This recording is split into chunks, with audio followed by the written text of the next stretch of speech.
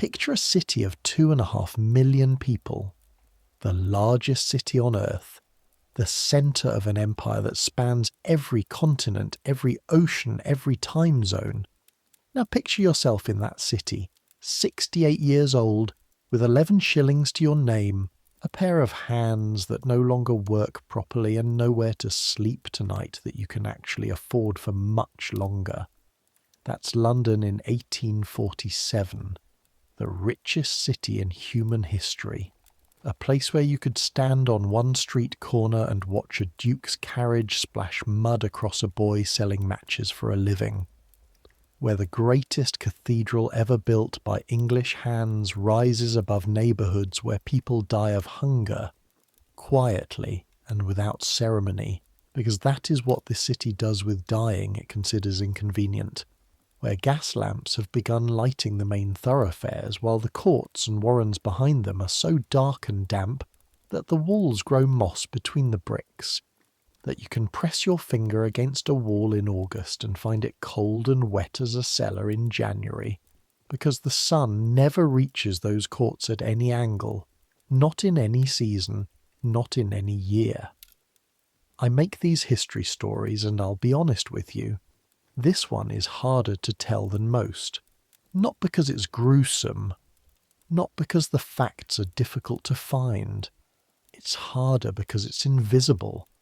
The stories we tell about Victorian London are about industry and empire and innovation, about crime and the churning engine of progress, about Dickens and engineering and sewers and railways arriving like geological events. They are not, as a rule, about the women who boiled other people's laundry for 40 years, and then discovered that 40 years of other people's laundry had left them with hands that couldn't fully open, and nothing else to show for it.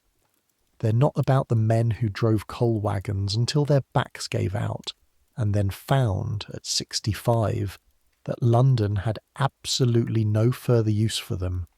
So, get comfortable, pull the blanket up. Here we go. It's the smell that wakes you, not the smell of morning, not the smell of bread or coal smoke, or the particular cold damp of an October dawn reaching through the window glass.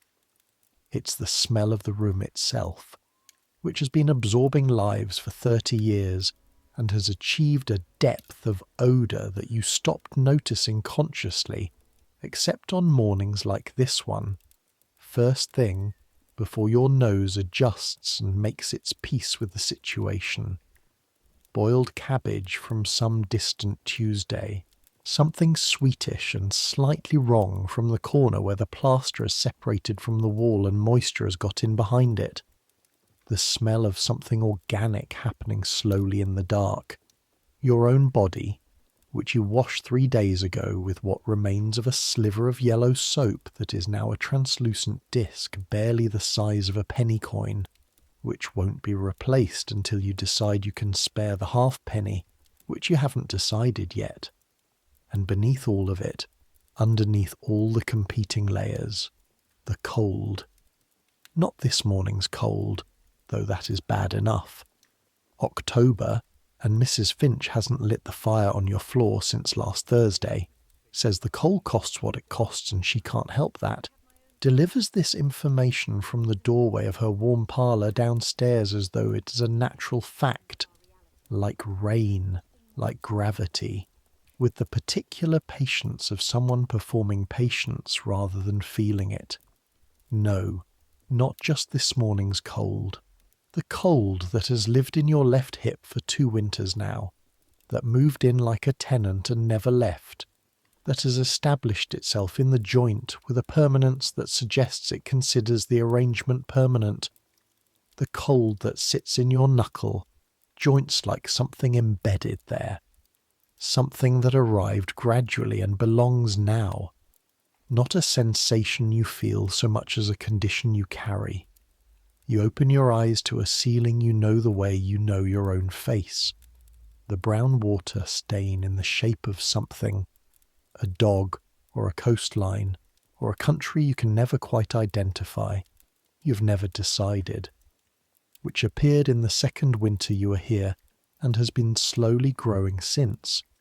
reaching from the edge of the window frame toward the center of the ceiling in the way that water damage always moves, which is steadily and without hurry, with the confidence of something that knows it will eventually get where it's going.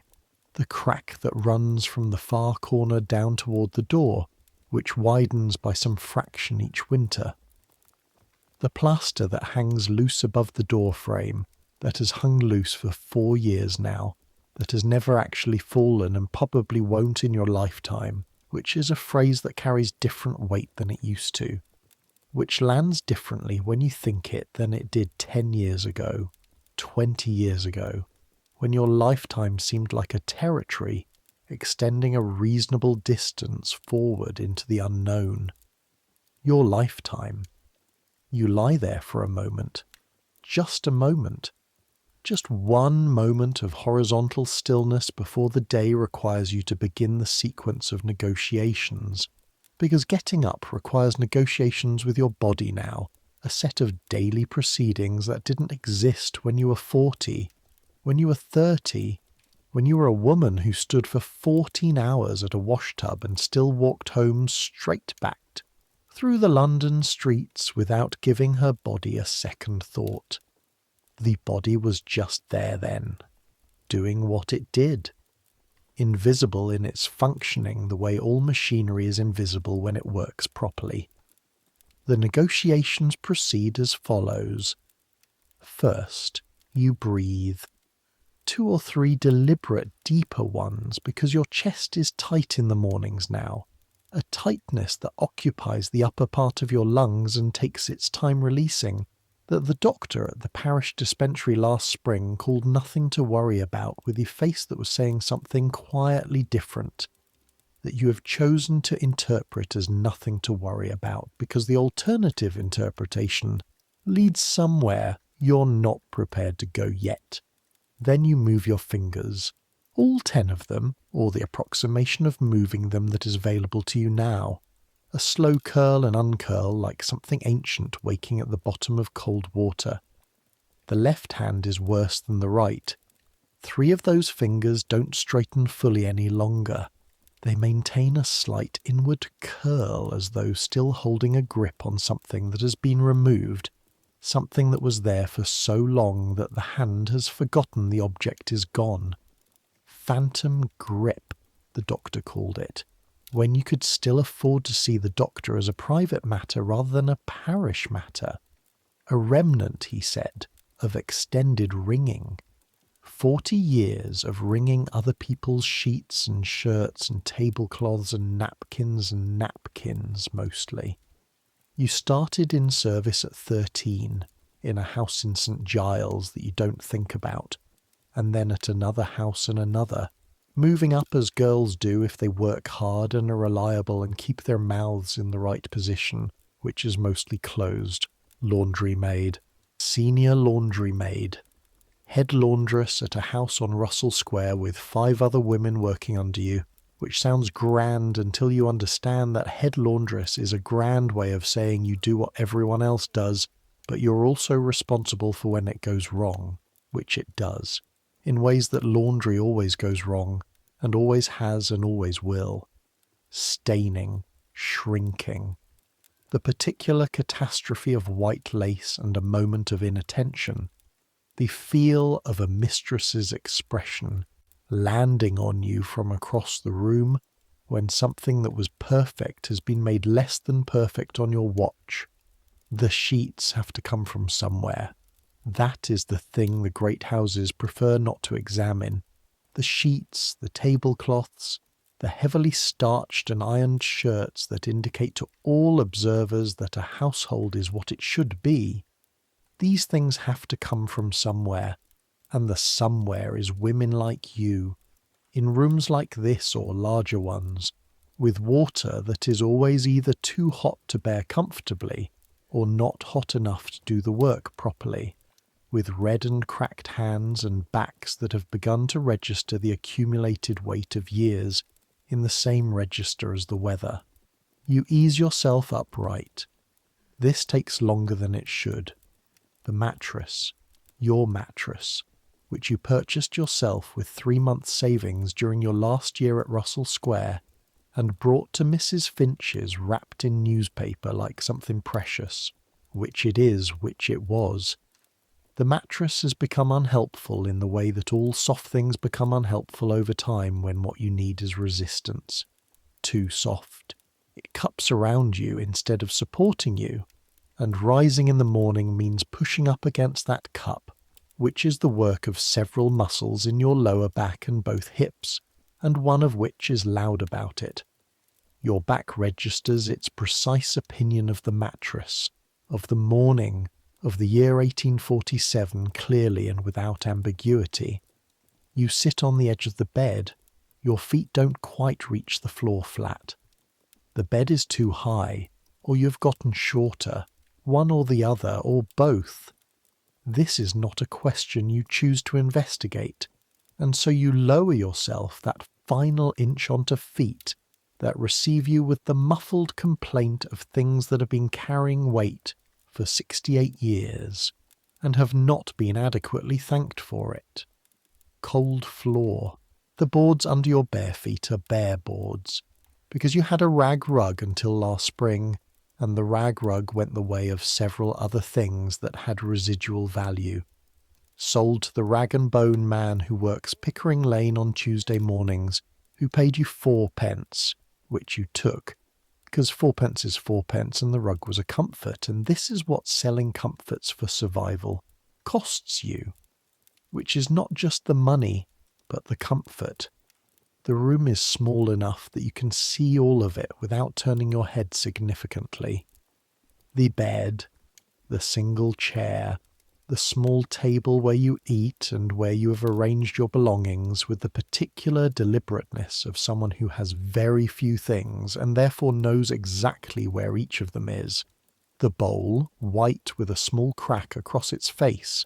The spoon, which is pewter, and which came from the kitchen at Russell Square in a way that you think about sometimes, not with guilt exactly, but with a complex feeling that has no single name.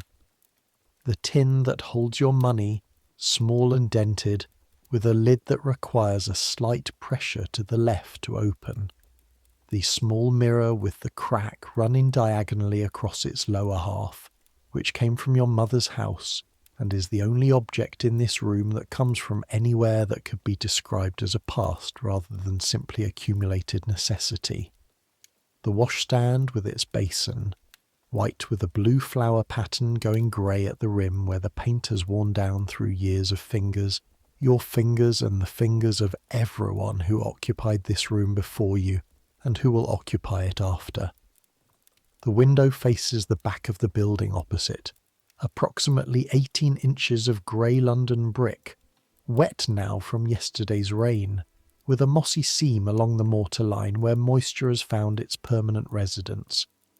One pigeon on the sill today, fat, grey, inexpressive, looking in at you with the absolute indifference of a creature that has no reason to think about rent. Welcome to Saffron Hill, Clerkenwell, London, in October of 1847, where a widow of 68 years, with 40 years of honest work behind her, with character references in a box under the bed that speak well of her, with a life that by any reasonable accounting has been conducted with care and industry, and the kind of relentless small dignities that go unnoticed precisely because they are dignities and not their opposite, where this woman has 11 shillings and 4p in a tin on the table, rent due Friday, and a landlady downstairs who has mentioned twice this week, very casually, that there are people asking about the room. People, as if they are a weather system, as if they are coming regardless. 11 shillings and 4p. You count it every morning now, the way you once counted other people's silver before laying it out, systematically, every piece in its proper place, because order in the face of multiplicity is its own form of control, which is the only kind of control you have over anything any longer, so you take it where you can find it. Your rent is 4 shillings a week. That's for this room on the top floor of Mrs. Finch's house, for the use of the privy in the yard which you share with the other 2 lodgers on your floor and 1 downstairs, for the theoretical use of the kitchen that you have stopped exercising because Mrs. Finch is in the kitchen, and Mrs. Finch has a way of looking at you that you have decided, after some consideration, costs you too much. Not a cruel look, not hostile, something more expensive than hostility, which is the look of someone performing patience, the look of someone waiting for a situation to resolve itself. You are the situation. 4 shillings rent leaves 7 shillings 4. Coal is 4 shillings a hundredweight, and you can make a hundredweight last almost 3 weeks if you're careful, and you are careful in ways that most people will never need to understand.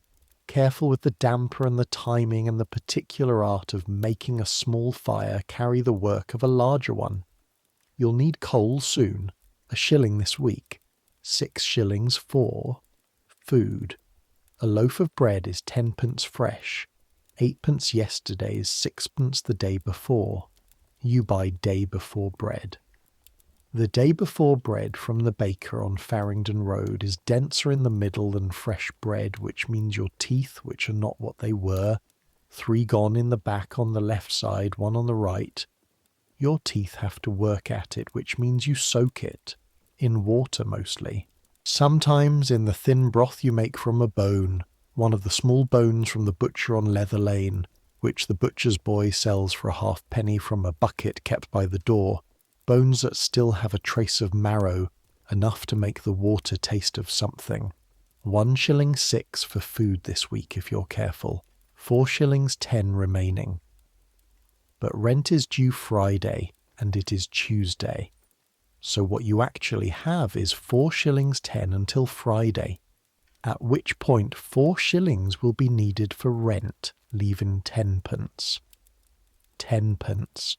For coal and food and the additional halfpenny for soap and anything else that the week decides to require of you, as weeks have a way of doing. You've done this calculation so many times that it has stopped frightening you. It just sits there, like the ceiling stain, like the hip. A fact, a permanent companion, the arithmetic of the rest of your life worked out to its inexorable conclusion, which is that the numbers are moving in one direction, and that direction has a name. On Thursday, you have to go to the parish. That's the thing you don't say to yourself until morning has established itself enough to make avoidance pointless. You have to go to the Board of Guardians and sit in the hall on Hatton Garden with the other people who have run out of alternatives and wait for the overseer to receive you with the particular combination of suspicion and weariness that the parish overseer has developed for people in your situation, which is people who need something from the system that the system would very much prefer not to give. The outdoor relief, 4 shillings a month now, reduced twice since you first applied. The outdoor relief is what keeps you in the room at Mrs. Finch's and out of the other place. The place at the end of the road that runs through the parish offices. The word that sits at the back of every conversation you have with the board, never spoken directly, never needed to be spoken directly. The workhouse. You stand up, the hip speaks. You have learned not to answer. You cross the room to the washstand. The water in the basin is cold. Obviously cold, no surprise. Nothing about this morning includes warmth. Cold with the sharp bite of a room that has been chilling since last evening, when what little heat you allowed yourself from the grate dissipated into the October walls. You wash your face, your neck, your hands. The soap is almost gone. You make it last. You've been making things last for so long that it has ceased to feel like deprivation and become simply the manner in which things are done, the correct and proper way of managing. Because what is the alternative?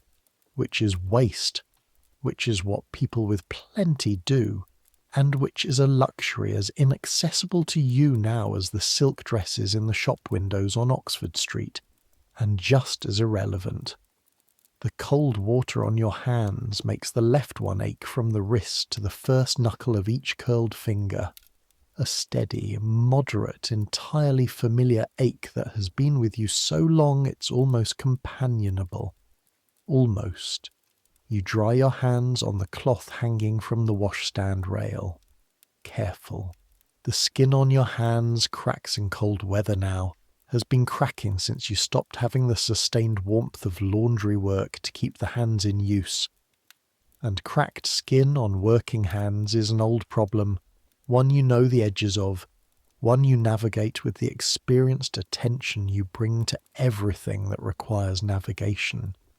Your 2 dresses, both black, because you have been in mourning since Joseph died 4 years ago, though if you are honest with yourself, which you try to be in the mornings when the city hasn't started requiring things from you yet, the mourning has expanded to fill everything, the way water fills whatever shape it's given, and you would wear black regardless now.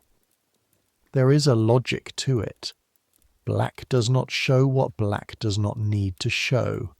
Your cap, your shawl, the thick one, the wool one with the small repair on the left shoulder that you made yourself last February, your boots, which are the object in this room that you think about most in terms of urgency and replacement cost, because the sole of the left boot has developed a habit of separating at the toe.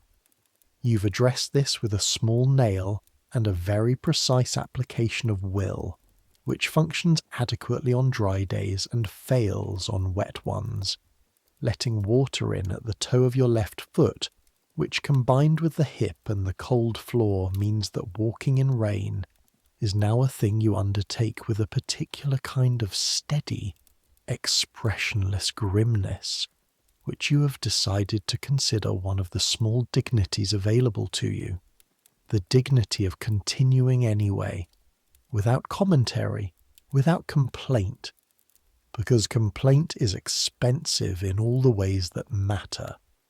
Down the stairs, carefully. The 3rd step from the bottom is loose and catches if you approach it at the wrong angle, and you approach it at the right angle every time because you learned to approach stairs correctly from a housekeeper named Mrs. Lowe, who told you at 13 that a girl who falls on the stairs is more trouble than a girl who never came to work there, which is a cruel statement to make to a 13-year-old, but has saved you on approximately 4,000 staircases since, including this one, today, now, which you navigate without incident and without making a sound. Out the front door, Pickering Lane, October morning. And now I need you to understand something about the city you're walking into.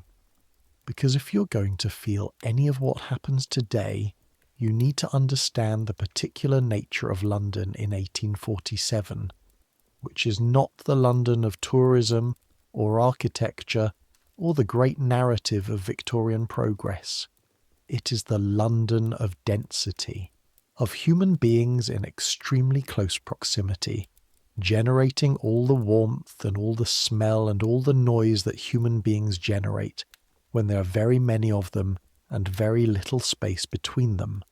2.5 million people. The word million in 1847 is still new enough that people use it carefully, the way you'd carry something fragile. 1 million is a quantity the human mind isn't properly built to contain, and yet here they are, all 2.5 of them, in a city that grew faster than anyone planned, faster than the streets or the sewers or the housing could keep pace with, which is why the streets in parts of London are the streets that were there a century ago, barely wider, barely improved, now carrying 10 times the traffic, 15 times the people, the full grinding weight of the largest city in the world pressing down through medieval lanes onto medieval foundations. And underneath that roaring, forward, progressive, gaslit London, the other one, the one where you live. Pickering Lane smells of coal smoke first, always first, the foundational smell of London in this century, the smell of 10,000 fires, and twice that many chimneys and a constant atmospheric grey that is not quite fog and not quite smoke, but the permanent combining of the two into something that is simply the colour and texture of London air. Then the Tannery 4 Streets East, which ignores wind direction with perfect consistency, delivering its heavy, sweet, rancid animal smell regardless of what the weather is doing. Then the gutter, which in October is at least cool, at least not the height of summer nightmare, at least something. There is always something to be grateful for if you are scrupulous about finding it. And under everything, from the bakehouse on the corner, bread. The smell of bread fresh from an oven, which is the smell that still does something to you every morning, that finds the part of you beneath all the management and calculation, the part that is simply a body that is hungry and knows what not being hungry smells like. You are in fact hungry now. You didn't eat properly last night. The end of a loaf soaked in water with a scraping of dripping. The dripping from a piece of salt pork you bought 4 days ago, and have been rationing with extreme precision. The last of it, the very last possible scraping. Bread soaked in water with a trace of dripping is not the same as eating, and is not the same as not eating. And what you feel in your stomach now is something that has its own specific geography. A tight, hollow presence that you have learned to carry the way you carry the hip as a separate matter. A condition of being, not an emergency. You could spend tuppence on bread at the bakehouse now. You should, probably. The thing about being this far down is that not eating makes everything worse. Makes the hip worse. Makes the chest worse. Makes the cold feel colder and the distance feel longer. And worse compounds into impossible. And impossible is the direction you're trying very hard not to travel, but tuppence is tuppence, so you don't. Not yet. You turn left onto Saffron Hill and join the morning. The morning on Saffron Hill at 7 o'clock in October of 1847 is already fully operational. This is not a city or a neighbourhood that starts slowly.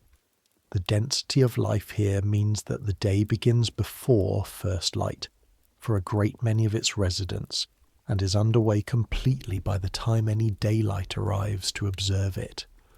Children are running somewhere, the quick percussion of small feet, the occasional shriek of a child who's been caught or nearly caught by another child. A woman above you is arguing with someone in the house opposite, her voice carrying in the morning cold with perfect clarity across the narrow gap between the buildings. Every word, all of it about a door that was left unlocked and who is responsible for it. A man is pushing a handcart loaded with the acquisitions of an early morning rounds, the cart's wheels grinding over the uneven cobblestones with a rhythmic complaint. Vendors calling already, voices worn smooth at the edges by repetition. Watercress, sweet watercress. A girl, maybe 12, with a basket and bare hands that are already red from the morning cold. Watercress comes up from the market gardens along the Thames, carried into the city before dawn, sold by girls and women like this one on streets like this one, because watercress is cheap and doesn't spoil quickly, and contains something the body needs, something nobody in 1847 would call a vitamin because that word doesn't exist yet. But the body knows it needs it regardless. The body knows things that the science hasn't caught up with. The people who eat watercress in these streets are in some ways luckier than the people who don't, and neither group knows why. The girl selling it probably left for the market by 4 this morning. You pass her. You don't stop. You can't. The street pitches slightly downward toward what used to be the Fleet River, which by 1847 is more correctly described as the Fleet Sewer, covered over in several sections but open in others, its presence announced to anyone within several streets by a smell that is the specific smell of a city's hidden functions, of everything that goes in one end and must come out the other, of the organic truth underneath the commercial surface. You walk carefully. The cobblestones here are worn smooth by generations of feet and hooves and wheels, and after rain they are treacherous, and it has been raining, and the nail in your left boot has shifted slightly, and by the time you reach the bottom of the lane your left foot is wet at the toe. You have two things to do today. The first is to go to a house on Holborn Hill where a Mrs. Alcott takes in washing, where last week you asked, which cost you something specific and measurable, which cost you the particular dignity of not asking, a dignity you've been spending down gradually and precisely over the past 2 years, the way you spend the shillings in the tin. You asked whether there was any work available, any washing work, even half a day, and Mrs. Alcott said she would think about it and you should come back. The second is to get to the parish dispensary on Farringdon Street for the doctor's certificate, the paper you must carry to the Board of Guardians on Thursday that confirms your incapacity, that confirms the hands and the hip and the chest are genuine conditions and not strategic inventions, which is a thing you must prove periodically to a group of men who have not, as far as you can determine, washed a sheet between them and who are deeply concerned about the fraudulent poor. The fraudulent poor. That phrase. You first heard it from a man at the board last April, a young man in a good coat reading from a printed document about the importance of distinguishing the deserving from the undeserving, reading with the particular confidence of someone who has never needed to think about whether he deserves anything, for whom deserving is simply the ambient condition of existence. You walk. Walking in London at 68 requires its own kind of strategy, a strategy built over years of learning this specific city's geography of difficulty. You know which streets are better cobbled and which are worse. You know that the left side of Saffron Hill gives you slightly higher ground and slightly drier footing.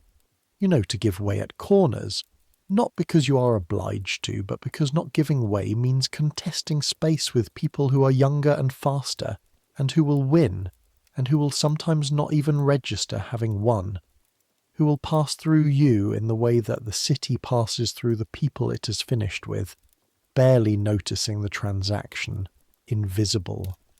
That is the word that comes to you sometimes on these morning walks, when you let thoughts surface rather than keeping them submerged beneath the practical business of locomotion. You have become invisible, not in the ghostly sense. You feel entirely present, entirely solid, more solid in some ways than you ever have, weighted by 68 years of material living. But to the city, to the working, moving, purchasing, competing city, you are not a thing that generates attention any longer.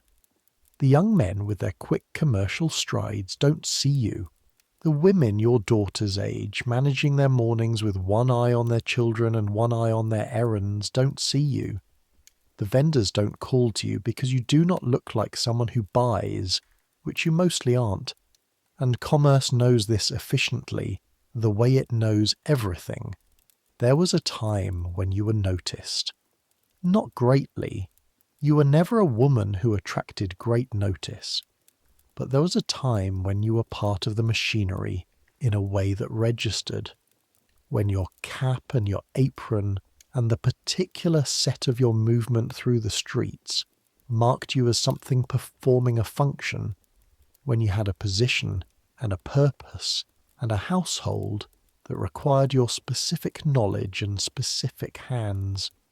Now those hands are finished, and the city has registered this without ceremony and moved on. You pass a woman sitting in a doorway on the corner of Hatton Garden Road. Older than you, or looking older, poverty performs its own kind of aging, accelerates certain kinds of weathering, takes things from faces that wealth restores. Her hand is extended, palm upward. Her eyes are closed. She might be asleep. She might be conserving attention the way the very poor learn to conserve everything, including the energy of hoping. You don't give her anything. You have nothing to give. But you look at her, which is more than most people do, which costs you something that is not money, which is the cost of looking at something that looks back. Up Saffron Hill, which is a gentle climb but a climb nonetheless, and by the halfway point your hip is making its position clearly understood, and your chest has developed its morning tightness, the upper lung constriction that loosens eventually, that is loosening even now as you breathe the cold air, but that means you slow without wanting to. You stop once beside a water trough where a dray horse stands patient and enormous, drinking with a slow, methodical satisfaction. You put your hand on the side of the cart behind him for a moment. The wood is rough and cold, damp from the morning. The grain of it under your palm. You breathe. A man passes and doesn't look at you. Another man passes. The quick London assessment. Age, clothing, status, relevance. Half a second. Irrelevant. You straighten. Continue. Mrs. Alcott's establishment is through Crane's Court off Holborn, a narrow entrance that you'd miss if you didn't know it was there, tucked between a printing house and a chemist's shop. The printing house makes something, pamphlets, you believe, religious ones, distributed by earnest young men at street corners, and the smell of the ink is fixed in the court, a sharp, dark, medicinal smell that combines with the steam from Mrs. Alcott's operation in a way that is entirely specific to this particular corner of London, this particular small geography that will exist for another 30 years before the street improvements take it. The steam. You smell it before you see it coming from the open door in soft drifting columns, and your body responds before your mind does, a deep autonomic recognition, not quite memory and not quite sensation, but the space between them. 25 years of this smell, the specific combination of hot water and soap and wet cloth, and the particular quality of heat that laundry work generates, a steam that is not comfortable warmth, but the working heat of sustained effort, the heat of labour. Your hands tighten at it, not deliberately, just a response. Muscle memory activating from 25 years of arriving at a place like this and beginning to work. From inside, the sounds of work, the regular rhythmic thwack of cloth against a washing board, the slosh and heavy splash of water in a large tub. Women talking, low and continuous, the talk of people who've been working together long enough that silence is no longer necessary or desired, that talking is simply part of the environment of the work, the way the steam is, the way the smell is. You knock on the door frame. A girl appears, maybe 16, her sleeves rolled past her elbows, her forearms already reddened from the water and the cold, looking at you with the flat, non-committal attention of someone who opens the door many times a day and assigns most of what she finds there to the category of things to be managed briefly and efficiently. I've come to see Mrs. Alcott. My name is Mrs. Marsh. I came last week. The girl disappears back into the steam. You stand in the doorway and wait. The printing house continues its rhythmic thumping, a sound you can feel faintly through the soles of your boots as much as hear it. The steam drifts past you into the October court and dissipates into the general grey of London air. A boy crosses the far end of the court quickly, not looking in, the smell of the ink and the steam together. Mrs. Alcott is a large woman with a face that has been making practical decisions for 40 years, and is very good at it.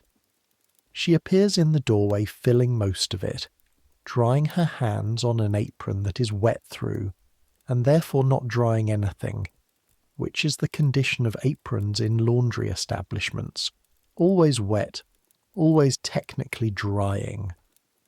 She looks at you with the direct attention of someone who doesn't have time for preamble and is not offering you any. Mrs. Marsh. Mrs. Alcott, you said you would think about whether you might have any work. I did think about it. The sentence stops, a pause that contains its own answer, that you read immediately and completely, that lands quietly the way these things land now, without drama, like a stone placed rather than dropped into still water, the ripples spreading outward anyway, regardless of how gently it was done. I've got 2 women full-time and 1 half-week, she says. I can't take on another body. I understand. I have character references from Russell Square, from my years there as head laundress. I worked there for 11. I know, Mrs. Marsh, you told me. Not unkind, genuinely not unkind, which is worse than unkind in its own way, because unkindness can be held at a distance and this can't. I haven't got the work to give. If circumstances change, I'll send word to Pickering Lane. She pauses. Her hands stop moving on the apron. Her expression shifts fractionally, not to pity exactly, but to something adjacent to it. Something that has the courtesy to look at you directly. How are you managing? It is a real question. Not a social formula. You can tell. Fine, you say. She looks at you for a moment. Then, my husband's mother went to the parish last winter, at St. Andrew's. Said they were decent enough about it, considering. A silence that you both inhabit for a moment. Thank you, Mrs. Alcott. You turn back to the court. You stand there for a moment after the door closes. The printing house thumps. The steam continues its indifferent drift from the open door past your shoulder. Somewhere in the court a cat lands on a barrel lid and inspects you briefly and decides you're not interesting.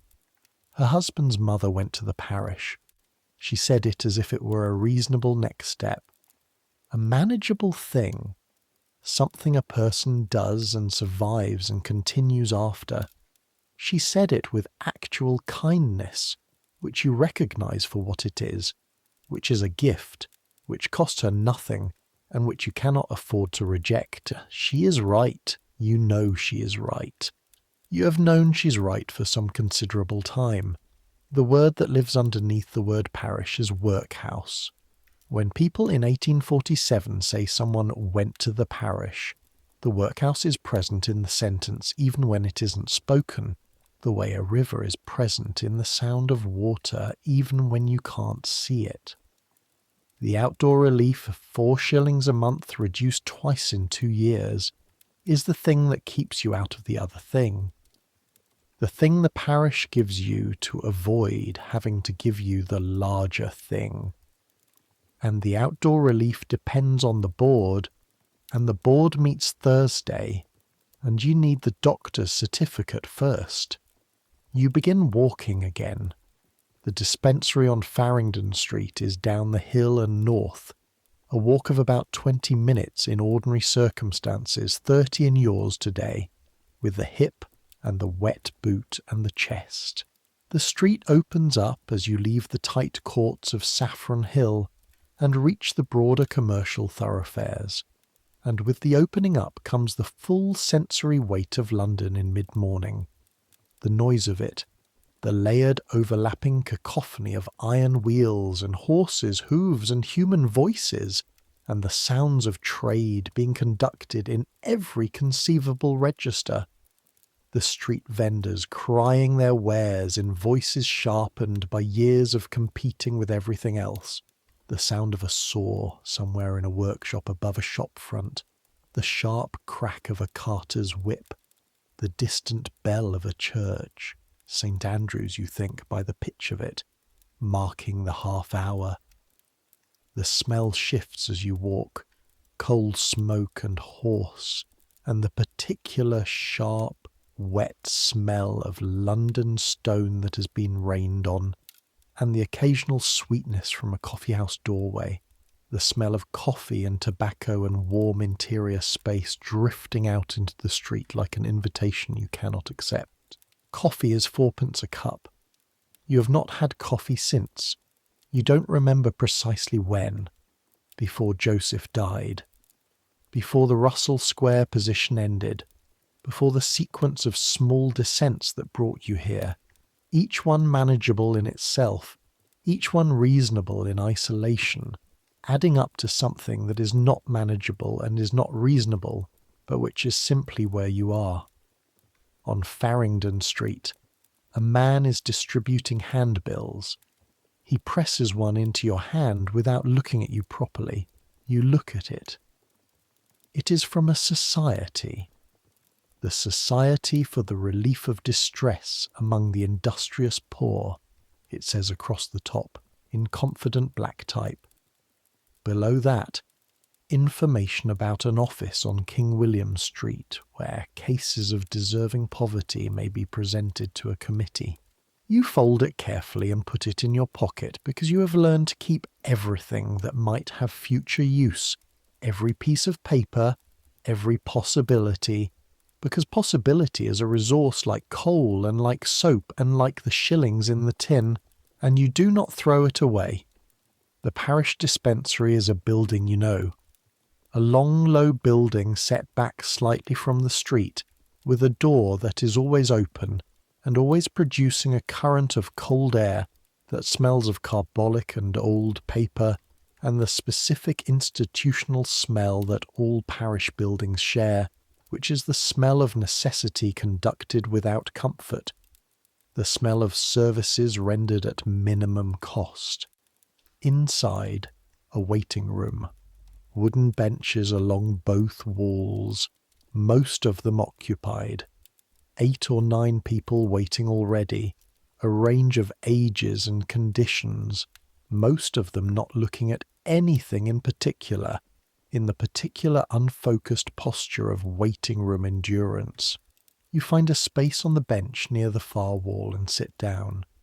The bench is hard and cold and exactly the right height to cause discomfort in your hip after about 10 minutes, which you will discover, as you have discovered it before, with the precise reliability of something that can be known in advance but not changed. To your left, an old man with a cough that is very much present is looking at his hands. To your right, a young woman with a child on her lap is feeding the child something, bread, you think, with the methodical attention of someone managing a task that requires sustained concentration. The child is quiet. The child has the particular quiet of a child who hasn't been fed enough and has learned to be quiet about it, which is one of the things children learn in these streets, the quiet of accommodation. You wait. The dispensary works through cases in the order they arrived. The doctor, a young man, younger than your sons would have been if your sons had survived, works alone in a small room at the back of the building. He is quick. You have been here 3 times before, and he is always quick, which is not unkindness but necessity, because there are always more people than time. He knows the names and the conditions of the regulars. He knew yours from the second visit. He said, "Mrs. Marsh, the hands, and the hip. How is the chest?" That he remembers is something. That he asks about the chest specifically, with the slight attention in his eyes of someone who has noticed something he is cataloguing, is something you notice and do not think too carefully about. You wait for 40 minutes by the church bells before the girl at the door calls your name. The room is small, with one window that faces the side wall of the building opposite and lets in a thin daylight that has no warmth in it. The doctor is at a desk covered in papers. He looks up when you come in. The quick professional assessment. Hands. Posture. The way you moved across the room. He's probably learned more from watching you walk from the door to the chair than he'll learn from anything you tell him, which is what medical training does to a person's attention over time. Mrs. Marsh, sit down. How has the chest been? About the same, you say. Tight in the mornings, loosens by midday. He nods. He writes something. And the left hand? You show him. The curl of the fingers, the inability to fully extend. He takes your hand carefully and examines it, pressing gently at the knuckles, the joints, asking you to tell him when it hurts, which is immediately, which is at the first pressure, which you tell him without drama, because drama is expensive and you are not here to perform suffering. You are here for the certificate. The hip? The same, worse in cold weather. He examines that too with the impersonal efficiency of someone doing a job he has done many times, asking you to stand and sit and move in ways that you do, each one costing something. He writes more things. The pen scratches on the paper in the cold room. Outside, the sounds of Farringdon Street continue. The carts, the voices, the indifferent city. I need the certificate, you say. For the board on Thursday? Yes. He looks at you. Young face, but with something in it. Not pity. Something more professional than pity. More like the awareness of a pattern he has seen before and is seeing again now. Mrs. Marsh, the chest, the tightness you're describing. I'd like you to come back in a week, not for the certificate, just to be looked at again. I'll come if I can manage it, you say. He looks at you for a moment longer. I'll write the certificate now, he says. He does. You watch him write it. The certificate confirming incapacity, the formal language that translates your hands and your hip and your chest into the vocabulary of the parish system, into the language that the Board of Guardians speaks, into something that can be considered and acted upon or declined. The language is specific, unable to engage in full labour. Hands demonstrate significant restriction of function. Hip condition precludes prolonged standing or heavy work. Reading it is strange. The way reading your own name in a document is always strange. The way seeing yourself reduced to a set of conditions on a piece of paper is both completely accurate and entirely wrong at the same time. He hands it to you. You put it in the pocket of your dress, with the handbill from the Farringdon Street man, careful with it, the way you are careful with everything. Thank you, doctor, you say. Come back next week, he says. You go back through the waiting room. The old man is still coughing. The child is asleep now on its mother's lap, the bread finished. A new person has come in and is standing looking at the floor. You go out through the cold air door and back into Farringdon Street and its noise. And now I want to tell you something about what it costs to do what you just did, because I don't think we talk about it enough when we talk about poverty and the poor law and the parish system in Victorian London. The doctor's visit and the waiting room and the certificate. These are the administrative structures of survival, and they are humiliating in a specific and cumulative way that is hard to explain to someone who has never needed them. Not because anyone is cruel, though cruelty exists in the system and is woven through it, but because the act of proving your need to a set of strangers repeatedly on a schedule, in the language and format they require, with the documents they demand, This act is the constant reiteration of your dependence, of what you cannot do, of what you used to be that you are no longer, of the gap between what you were and what the system has determined you are. You're 68 years old and you've washed other people's things your entire life.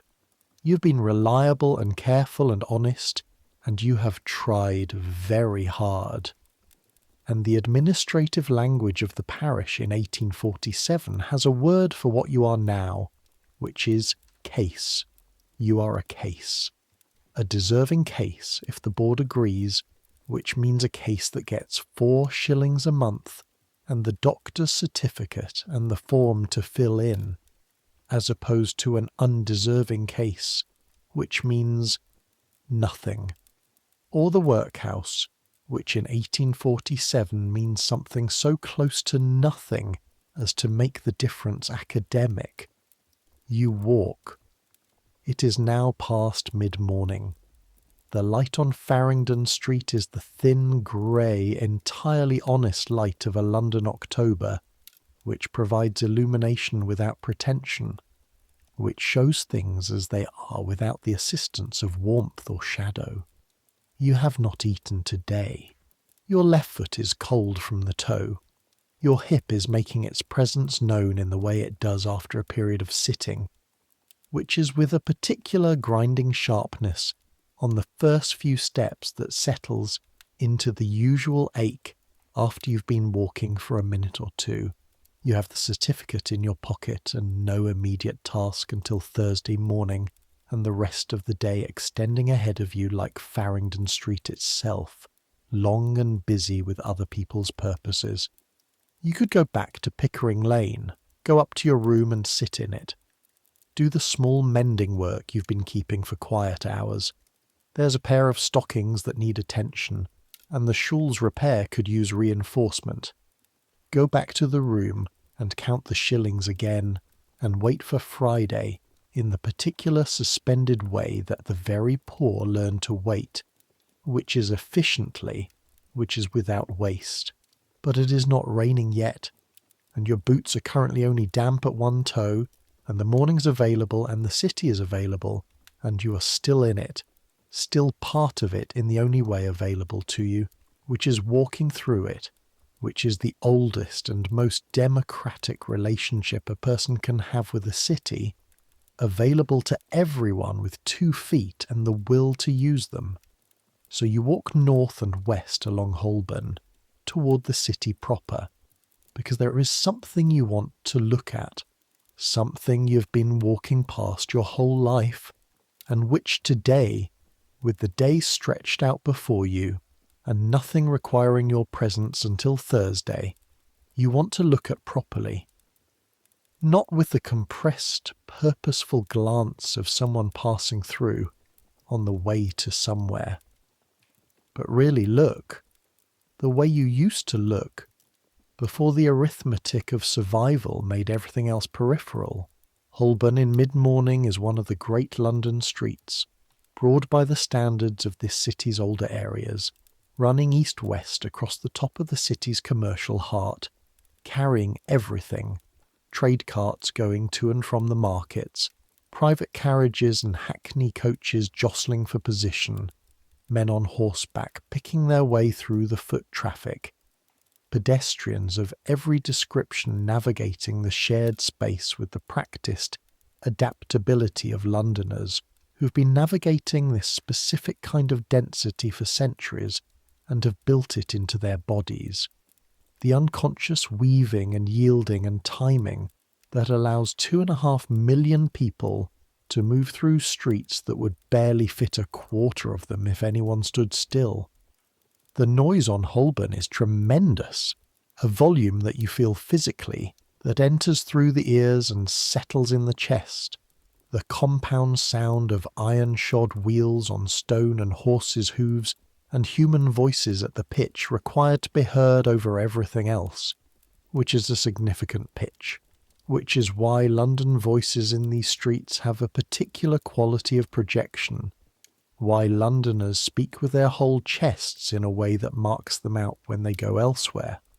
Vendors, this is important, This is one of the defining features of mid-Victorian London street life, that modern people, walking through a street where goods come from shops, and the street itself is just a passage, cannot easily picture. The street in 1847 is also a market, a continuous ambulatory market conducted at the same time as all the other traffic, by people who carry their stock on their heads, on barrows, in baskets, in handcarts, who call their wares in voices competing with all the other noise, who navigate the same space as the carriages and the carts, who stop and start and change direction in response to the presence or absence of customers, the way a flock of birds responds to wind. Fine ripe oranges, 3 a penny. A girl with a basket on her head. The oranges are not, you suspect, as fine as advertised. They have the look of fruit that has been to market more than once. But they are round and orange-coloured, and their smell reaches you even over everything else. That specific citrus brightness cutting through the coal and the horse and the morning. A smell that in 1847 is an imported luxury. A smell that means somewhere else. Somewhere warm and distant and improbably different from where you're standing. Knives to grind. Scissors and knives. A man with a wheel on his back, the grinding wheel, a contraption that unfolds when he stops and allows him to sharpen blades for whoever needs it. He's probably done several streets already this morning. The wheel makes its own sound as he calls, a faint high metallic singing from the mechanism. Milk! Fresh milk below! A woman with a yoke across her shoulders, 2 great metal cans hanging from it. The yoke curves the woman's shoulders forward and gives her the particular posture of someone who's been carrying weight in this way for a long time. The milk comes from the dairy cows kept in the yards and cellars of London. Yes, cows in cellars in central London in 1847. This is a real thing, a deeply uncomfortable thing for the cows, an unavoidable thing for a city that needs milk and doesn't yet have the infrastructure to bring it in from the countryside at sufficient scale. The milk from these animals is often already turning slightly by the time it reaches the customer, but it is milk, it is available, and availability is its own form of sufficiency. You move through it all. You've been moving through London streets your whole life and your body does it automatically. The adjustment for the narrowing gap between 2 carts, the step to the side that avoids the pile of horse dung that appeared since yesterday, the slight acceleration to get across a junction ahead of a carriage that is moving faster than it should. Your body knows this city in the intimate, entirely physical way that a body knows the place it has always been, knows the angles and the rhythms and the particular timing of its movements. But what you notice moving through Holborn this morning with nowhere you must be for another 2 days is the money. Not in an envious way, not with bitterness exactly, though bitterness is available if you want it.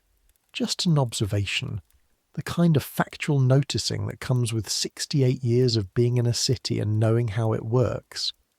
The money is visible everywhere if you know what to look for. In the quality of the clothes, not the finest clothes. This is not the West End, but the solid, decent, well-maintained clothes of people who have enough to keep things in repair, to replace things before they are fully worn through. In the shops, the plate glass fronts of the better establishments, behind which goods are arranged with the confidence of abundance, things in quantities that presuppose a customer who will choose, who has the luxury of preference. In the faces, not happy, exactly. London faces are not generally happy in any simple sense, but uncalculated in a way that faces are uncalculated when they are not doing arithmetic, when the arithmetic is being done by someone else, or isn't necessary. You are always doing arithmetic. And here is the city doing what it always does, which is proceeding with its commerce and its noise and its complicated life, without particular reference to whether you are in it or not, which is the city's right. The city has no obligation to your presence, but which is still, this morning, with the empty stomach and the wet toe and the certificate folded in your pocket, exactly as isolating as the word suggests. You turn south on a smaller street, heading toward the river, heading toward the thing you wanted to look at. The streets narrow as you go and then widen again unexpectedly into a space that is more open than its surroundings, a churchyard and a street junction, where the buildings pull back slightly, where for a moment the sky's visible not just as a strip, but as something resembling a hole. And there it is, St. Paul's Cathedral. You've seen St. Paul's your entire life. You grew up within 2 miles of it. You can recall the exact way it appeared from the corner of your first street in St. Luke's, when you were small enough that you had to tilt your head back to see the dome properly, the dome filling the upper portion of your vision like something placed there, something too large and deliberate to be entirely real. But you have not stood still and looked at it, not for years, not since before Joseph died at least, not since before the arithmetic took over everything. You stop. The dome rises above the surrounding buildings with the absolute unhurried confidence of something that has been there for 140 years and expects to be there for another 1,000. Wren designed it so that it can be seen from many points in the city, which was one of the specific intentions of the design, this visibility, this persistent appearance in gaps between buildings and at the ends of streets and above roof tines. The dome always there, always somehow surprising even when expected, always pulling the eye upward, which is what it was built to do. Sir Christopher Wren. He's been dead for 124 years. He died in 1723 in this same city, having outlived the building he built to replace the one that burned, having lived to be 91 years old, which in 1723 was a remarkable age, is in 1847 still a remarkable age. He sat in his chair in Hampton Court and didn't get up from it one morning, and that was that, which is how most endings happen, without the grandeur we imagine for them, quietly in a chair. The cathedral was completed in 1711. That was 136 years ago. There are families in this city who have lived within sight of this dome for 5 generations. Your own great-grandmother would have seen it being built, or rather would have seen it being finished, because by the time your great-grandmother was old enough to be aware of it, the building had been underway for decades, the great project of a generation, the thing that was being built in the background of everything else, always present, always progressing. The stone is Portland limestone. You know this because when you were working at Russell Square, one of the footmen had a brother who worked on the restoration of the stonework, and he talked about Portland limestone the way men talk about things they've worked with the specific affection of physical familiarity.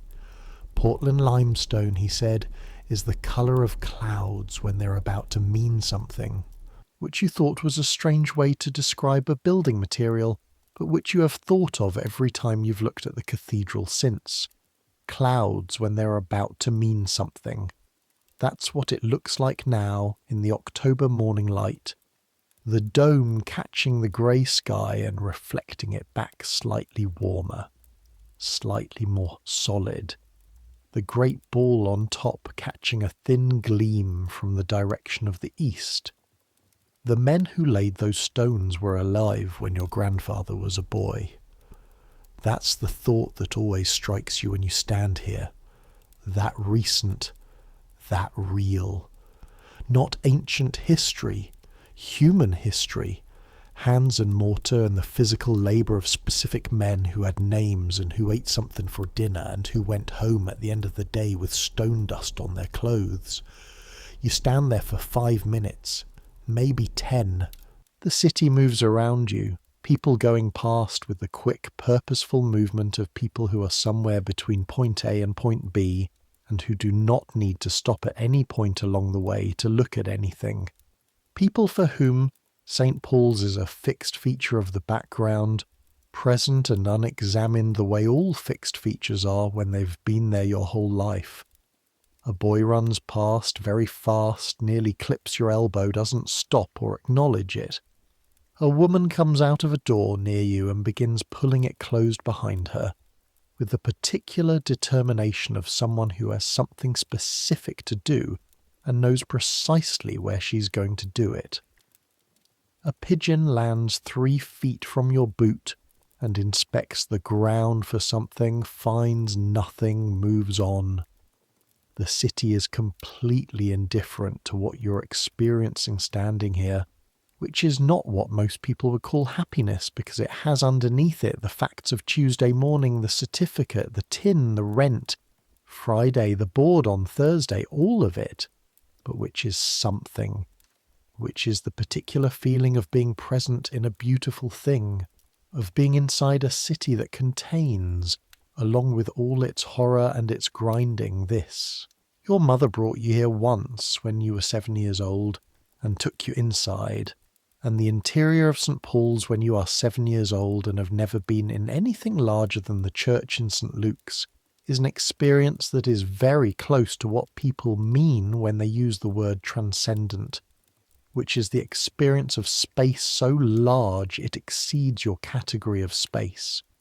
The way the dome above the crossing is so far above that looking up at it gives you the same feeling as looking up at the sky, which is the feeling of smallness, but smallness as something good, as something that releases you from the weight of being specifically you. You were 7. Your mother's hand was warm around yours. The light came in from the high windows in long dusty beams, the way light appears in churches. Your mother died in 1802. She died of a fever in August, which is when fevers take people in London, when the city in summer becomes something you survive by luck as much as by anything else. She was 53 years old. She died in a room smaller than yours on Pickering Lane, and you were there, and you held her hand, and the last thing she said was your name. You have been in London your entire life, and this is your city, and it has a cathedral in it that makes you feel like you're 7 years old, and your mother's hand is warm. You turn away from it. Continue walking. There is a thing that happens to people in your situation in this city in 1847 that I want to talk about, because it is real and important, and because the history books don't talk about it very much, being occupied with larger things. The thing that happens is you lose the future, not all at once, not dramatically. It's a gradual process, subtle, the way the water damage in your ceiling moves steadily and without hurry. But at some point, and you can't identify exactly when it happened, you only know that it has happened because you notice the absence of something that was there before. At some point, the future stops extending forward in the way it used to, the way it extends for young people, for people with resources and position, as an open space full of undetermined possibility, full of things that might happen, or might be made to happen through effort and planning. At some point, it stops extending like that and becomes instead a much shorter and more specific thing, a list of requirements. Thursday, the board. Friday, rent. Next week, coal. The future as a sequence of manageable necessities rather than as territory to explore. And what this loss of future produces, what you feel on this Tuesday morning walking the streets of London with 11 shillings and 4pence in a tin on a table 2 miles from here, is a kind of compressed present. Everything in the now, the cold air, the sound of St. Paul's bells, the ache in the hip, the smell of the city, the particular grey quality of the October light on Portland stone. It's not nothing. It's not nothing at all. It's just very small, and it's very loud, and it is everything.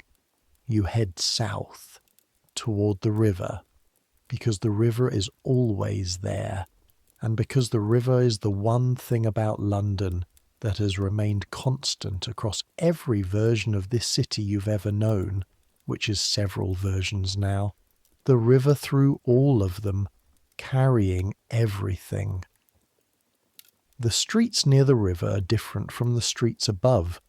Not the wealthy river, not the embankment which is being built, which is the great engineering project of the age, which will change the character of the Thames frontage entirely when it's done, which is still in the future in 1847. The river you're going to is the working river, the commercial river, the ancient river of wherries and lighters and the smell of it at low tide, which is not the smell of something pleasant, but which is completely honest about what it is, which is the smell of a city using a river the way cities always use rivers, as their artery and their drain simultaneously. Blackfriars. The bridge here is the second Blackfriars Bridge, built in 1769, rebuilt again after that, the stone arches rising from the Thames with the solidity of things that have decided to be permanent. You stop at the near end of the bridge, at the iron railing on the pedestrian path, and look out. The Thames in October. Low tide. You can see the dark mud exposed along both banks, and on the mud figures. Mudlarks. Children, mostly, and some adults who've run out of other options, wading in the river mud at low tide, searching for anything of value. Coal that has fallen from barges, bones, metal, cloth. The incredible variety of objects that a city of 2.5 million people deposits into its river in the course of daily life. They are cold, these mudlarks, cold in a way that your hip cold and your morning cold are not. Cold with the specific chill of wet mud and October river air, and an absence of adequate clothing, and they are there every tide, the same figures or different ones who are indistinguishable in the grey distance, bent over the mud with the patient attention of people for whom the river's cast-offs are a living. You are, you understand, perhaps 3 or 4 bad decisions, 3 or 4 bad seasons, 3 or 4 months of the wrong kind of trouble, away from the mud. This is not a terrifying thought. It used to be, in the early years of the descent, when you could still see the distance clearly and the distance was still large. Now it is simply a fact of geography. There is the mud, and there is where you are standing, and there is a certain amount of distance between them. The distance is maintained by the tin on the table, and the board on Thursday, and the certificate in your pocket, and the careful rationing of everything that can be rationed, which is everything. The river smells of itself. Organic, deep, complicated. The smell of every city that has ever used a river this way, which is every city, which is the smell underneath all civilizations, the smell they generate in the process of generating everything else. A lighter is being towed downstream. A large flat-bottomed barge loaded with something. Coal, you think, by the blackened sides and the dark dust on the men's faces, being pulled by a tug with a small, insistent engine that throws a column of coal smoke straight up into the grey sky and then watches it drift south. The Thames in 1847 is full of steam now alongside the sail, the new technology inserting itself alongside the old, not replacing it yet, but present and loud and smelling of burning. The future arriving in the form of smoke and noise. On the far bank, Southwark. You can see the roofline of the borough across the river, the familiar disorder of a neighbourhood that has always been London's second self, the place London puts the things it needs but doesn't want to look at directly.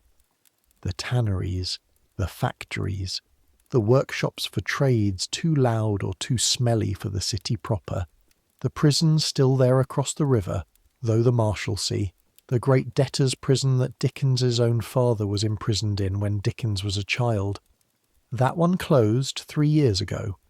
1842. 3 years ago. The stones still stand. The building is still there. It's just not a prison anymore. Dickens. You have heard of him, of course. Everyone has heard of him. He writes about London, about the London you know, about the courts and the gin shops and the boys who sleep in doorways and the law that grinds the poor to a paste and calls it justice. They say he walked the streets of London at night when he couldn't sleep, walked miles, walked the whole city, learning it the way you learn something by physical contact. You believe it. You can tell when someone has been in a place long enough to know it, and his London, the London in the pamphlets and the stories people read aloud in coffee houses, is the London you know, not a different place seen from above, the same place from inside. What you don't know is what he does with that knowledge, whether it changes anything. The books are popular, the stories circulate, the sentiment runs high among people who read them, or so you hear.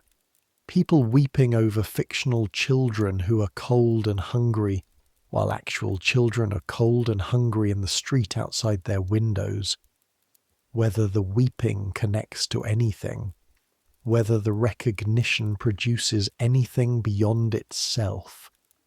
These are questions you don't have the energy to pursue today, because today is its own thing and contains its own requirements. You stand at the bridge railing for a few minutes longer. The river moves. The mudlarks move across the mud in their patient, methodical way. A seagull lands on the iron railing 6 feet from where you're standing and inspects you with the bold, assessing eye of a bird that has spent its life around humans and has learned exactly how much to be concerned about them, which is not much. Your stomach makes itself known.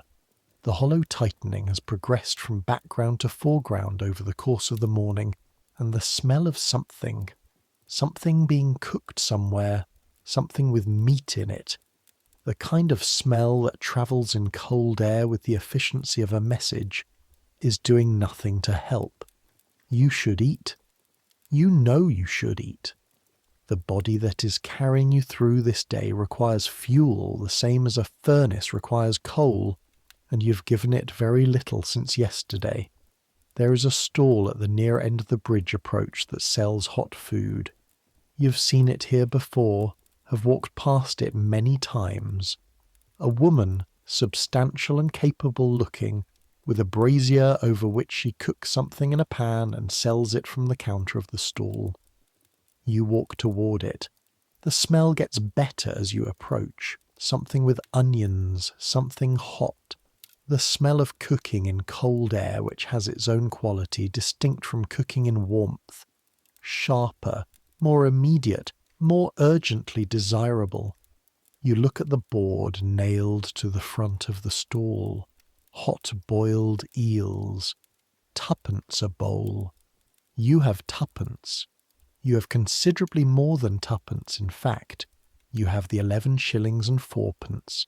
But the calculation of this particular 2d involves subtracting it from the number that must cover rent and coal and the rest of the week's food, and the subtraction changes the number, and the number is already close to the edge of manageable. But you have not eaten since yesterday, and the smell of the hot eels, with the onion and the liquor, the specific, particular, muddy sweet smell of hot eels sold on the Thames embankment, is doing something to your body that is beyond your capacity to manage through calculation. You spend the 2d. The woman hands you a bowl without ceremony, a clay bowl full of hot liquid with pieces of eel in it, and a spoon that has been used many times, and shows it. You take the bowl in both hands, and the heat of it moves through your palms and into the cramped fingers of both hands, and the relief of this, the simple physical relief of warmth in hands that have been cold since you woke up, which has been all morning, which has been the permanent condition of the morning, is disproportionate to the cause. You stand at the stall counter and eat hot food. It is hot and it is savoury, and the eels are soft, and the liquor is made of something you don't examine too carefully.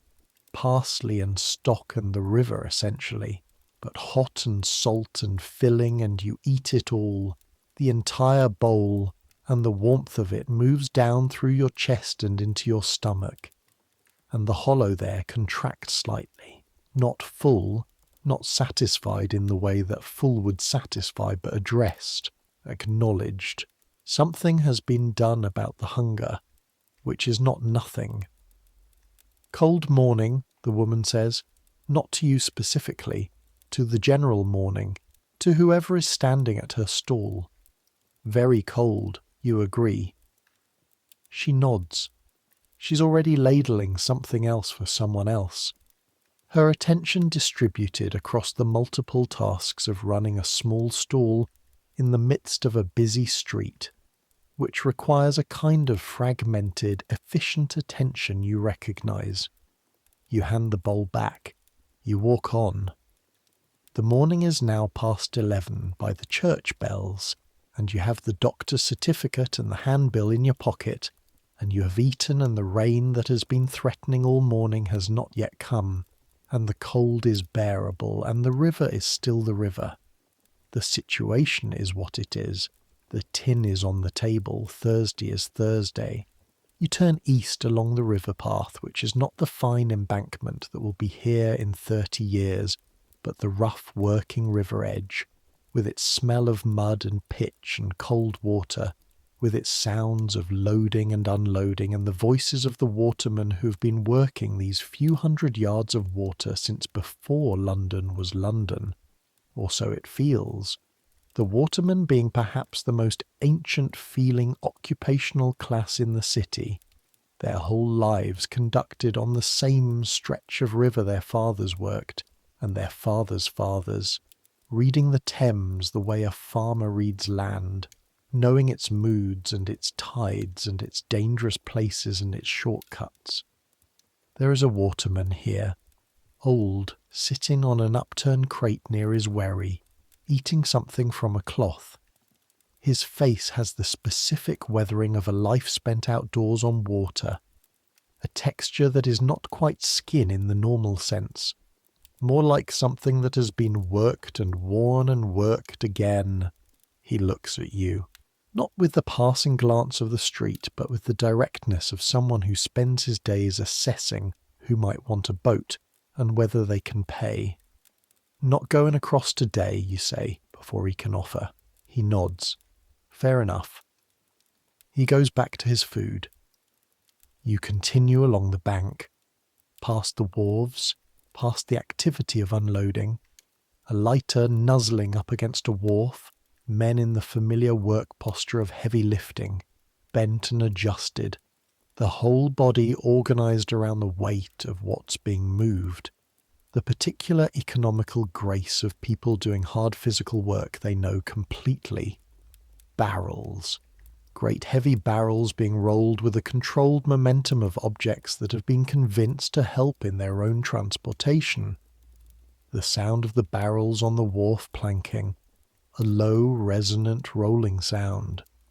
Coal dust from a coal wharf 2 piers down, the air black with it in the area immediately around the wharf, men working in it with faces that are uniformly dark, the coal entering everything, skin and hair and the creases around the eyes, the men looking out from inside it with eyes that are very white by contrast. You have watched men work hard your whole life. You have done hard work your whole life, and standing here, watching this, you feel something that you don't have an easy name for, something that is not self-pity and is not envy. and is not quite grief but contains elements of all three. The feeling of watching other people's continuation, of watching the work of the city proceeding without you, smoothly and without reference to your absence from it, as the city always proceeds, as it always has. You stop. You stop and you stand quite still for a moment, which is something you allow yourself only occasionally, because stillness in the middle of all this motion has a quality of visibility that you'd rather avoid. Standing still in London in 1847 when you are old and alone and poor is a thing that invites a specific quality of attention from the surrounding world, which is the attention people give to things that might be problems. You have learned to stay in motion. Motion looks like purpose. Motion looks like someone going somewhere. Motion is, in the calculus of London's public spaces, the credential of legitimacy. But for this one moment you stop, and what you feel, standing on the river edge with the city moving around you on all sides, with the coal dust and the brine and the bread smell from somewhere up the bank and the sounds of the river doing the business of the empire, what you feel is old. Not old as in tired, not old as in broken, not old as in you have been here a very long time and you have seen this city through its several versions, and you have worked in it and lived in it and loved people in it and buried them in it. And the city has continued through all of this, has incorporated all of this into its ongoing life the way a river incorporates rain, without particular acknowledgement, and you're now standing at the edge of your incorporation. That is what old feels like, from the inside, in 1847. It feels like being the rain. You begin walking again. The afternoon is coming. You can feel it in the change of the light, which in October comes early, and with less ceremony than at other times of year. Just a slight greying of what was already grey, a slight deepening. You should head back to Pickering Lane. There is the mending to do and the coal allocation to manage and the preparation for Thursday's board meeting, which requires that you put together in your head the account of your situation that the board will require, the account that demonstrates your deserving character, your history of work, your genuine incapacity, your need, the account that demonstrates you are worth 4 shillings a month. You walk north, away from the river, back through the streets, heading home, which is the word you use and which is entirely accurate and also complicated. The way the most accurate words for the most important things are always complicated. On Holborn you pass a pawn shop. You have been in this pawn shop 3 times over the past 2 years.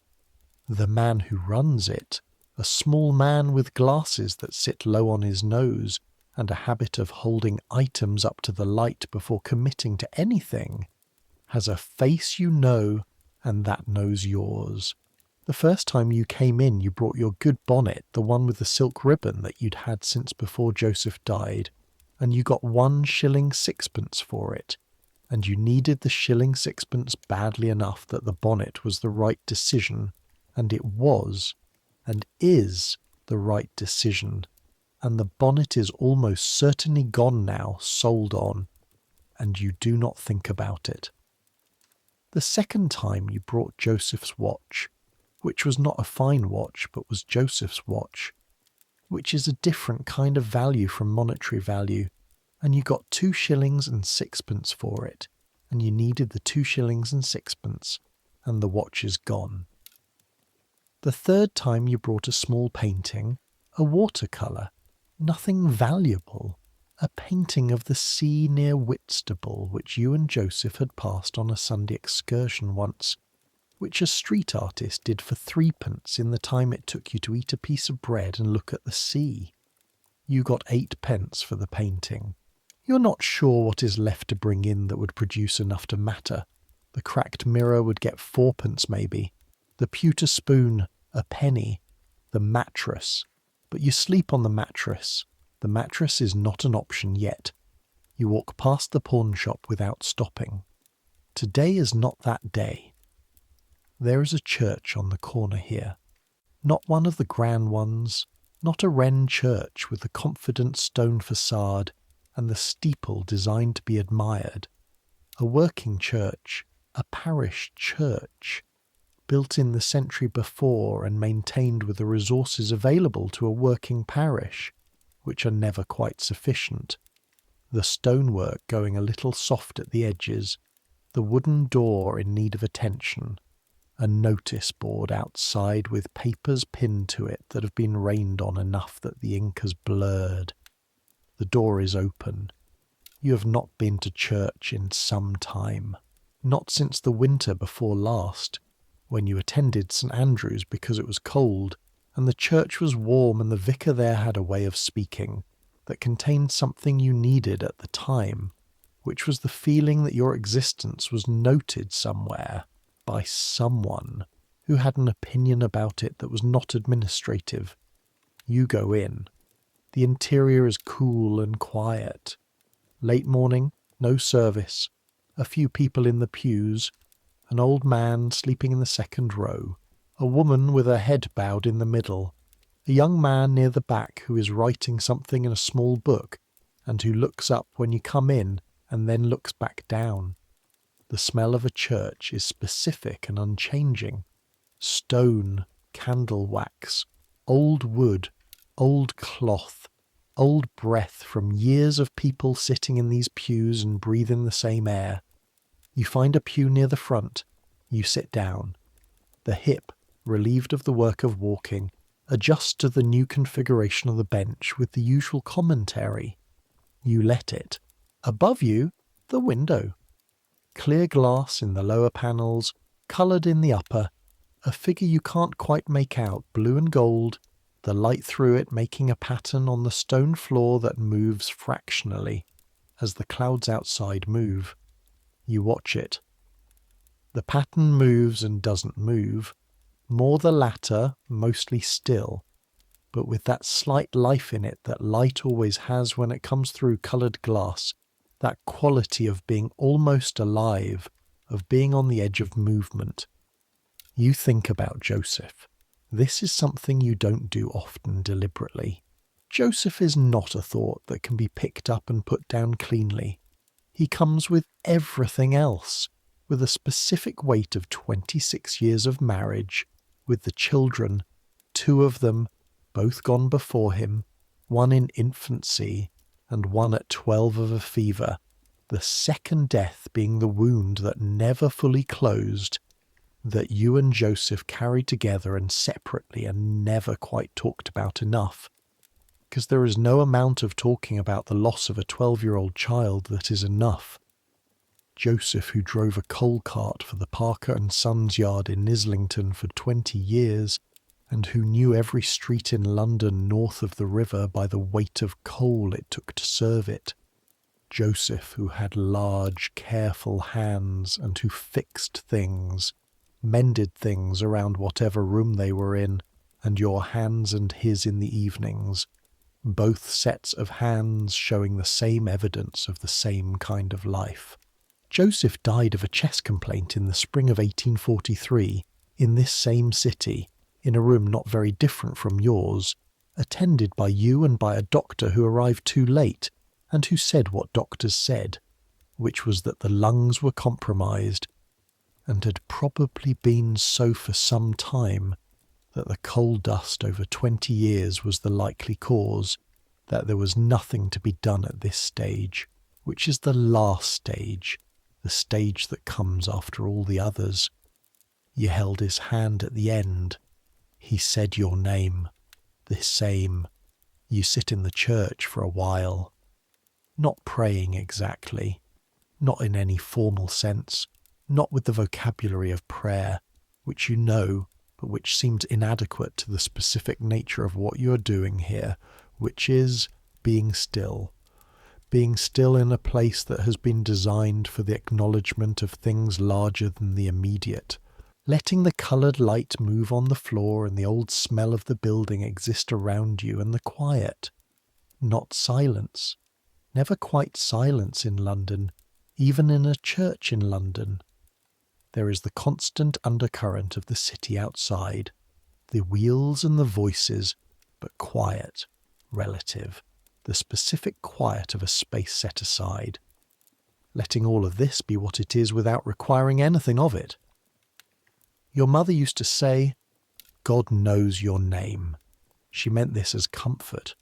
She meant it to address the feeling of being small in a large city, of being uncounted, of being the kind of person that history doesn't record. God knows your name, meaning someone knows, meaning the visibility you don't have in the commercial and administrative life of this city, you have somewhere. You believed her when you were 7, standing in the interior of St. Paul's with the light coming in from the high windows. You believe it today, with less certainty and more need, which is perhaps the natural progression. You sit for 10 minutes, 15. The old man in the second row continues sleeping. The woman with her bowed head doesn't move. The light moves on the floor. Then you get up and genuflect out of old habit and go back out into Holborn. The afternoon is beginning. The light has changed in the way October light changes, from thin to grey to a particular heavy grey that tells you that 3 or 4 hours remain before dark. The city has shifted its rhythm slightly. The morning rush of commerce still present, but with the mid-afternoon quality of things. A slightly slower tempo. The vendors fewer, the carriages more deliberate. You walk home. Home. Pickering Lane. Mrs. Finch's house. The room with the ceiling stain and the window that faces brick. You walk home through streets, you know, and the city receives you indifferently, as it always does, as it always has, and you are part of it and invisible to it simultaneously, which is the particular condition of being old and poor and alone in London in 1847, which is real in every possible way, and unrecorded, and continuing. The nail in your left boot has shifted back into position on the walk. Your foot is drying out. Small victories. You turn into Pickering Lane. The rag and bone man has been and gone. The street is quieter now, the morning vendors packed up. A woman you know by sight. Mrs. Doran from the ground floor room at number 12, a laundress herself, younger than you, with 4 children, nods at you from her step where she's sitting doing something to a garment in the last of the afternoon light. Afternoon, Mrs. Marsh. Afternoon, Mrs. Doran. It is enough.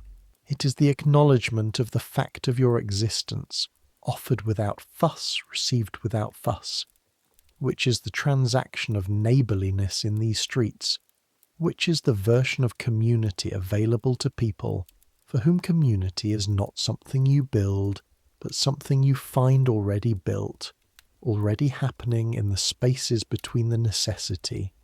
Up the stairs. 3rd step, carefully. Your room. The tin on the table. The cracked mirror. The window with a fat pigeon still there or back, one or the other. You sit on the chair and take the certificate from your pocket and smooth it on the table. You take out the handbill from the Society for Relief of Distress and look at it again. King William Street. Cases of deserving poverty may be presented. You fold it back and put it with the certificate. You look at the tin. Thursday. The board. 4 shillings a month. You're not going to count the shillings again right now. You counted them this morning and they have not changed. They are what they are, and Thursday is Thursday. And in the meantime the mending is waiting, and the bread needs soaking for supper, and the coal should last if you're careful, and you are always careful. You reach under the mattress for the stockings that need mending. Work to do. The needle is where it always is, in the small paper packet at the back of the table drawer. Thread from a reel that is nearly finished. You thread the needle with the right hand, which threads more easily than the left, and begin.